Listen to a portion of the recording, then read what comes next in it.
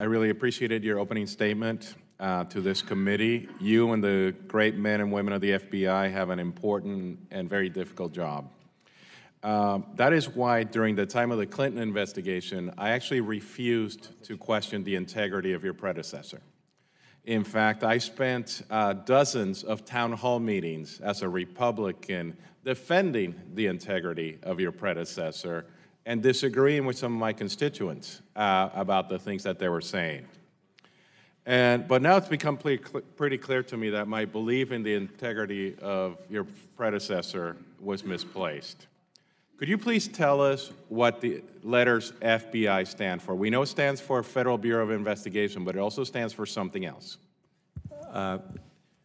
We consider FBI to stand for the words fidelity, bravery, and integrity. Mr. Director, I have begun to have serious doubts about some in the FBI, serious doubts about the integrity of some of the highest levels of the FBI because of actions taken by your agency over the past 2 years. And that is so disappointing because your agency does such important work, as you expressed in your opening statement, and that is to make America safe and secure. And it depends upon most of the work that you do.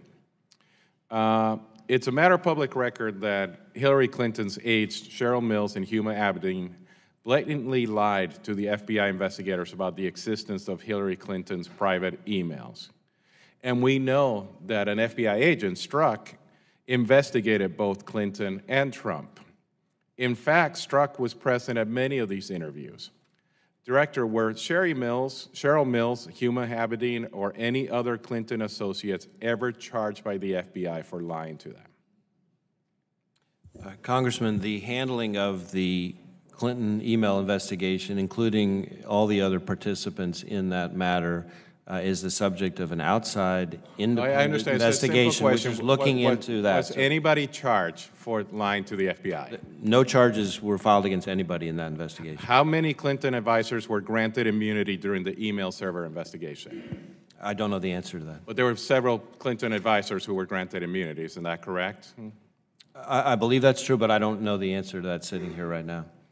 So we have recently heard that Strzok was the official who signed the documents that officially opened the collusion inquiry into the Russia-Trump collusion inquiry. How many Trump administration advisors have been granted immunity during the Russia Special Counsel investigation?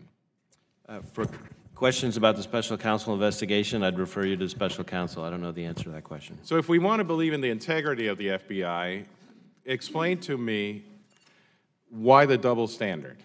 When you have agents and people who work for the Clinton administration who were granted immunity or who lied to the FBI and they're not charged, why is there a double standard today?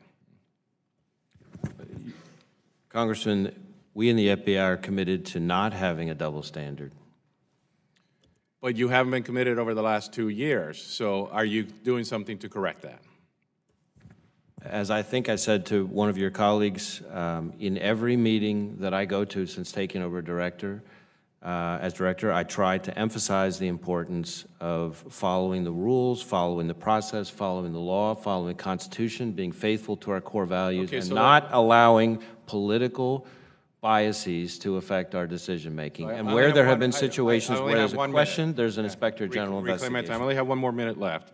So can you tell me definitively whether Michael Flynn violated the Logan Act? That's not a question I can answer. I actually believe that the Logan Act is unconstitutional, by the way, but if we're going to not have a double standard, can you tell me whether the FBI is investigating former President Barack Obama for violating the Logan Act? He has been spending the last couple of weeks traveling the whole United States, the whole world, complaining about the foreign policy of the United States. Is the FBI currently investigating the former President of the United States for violating the Logan Act?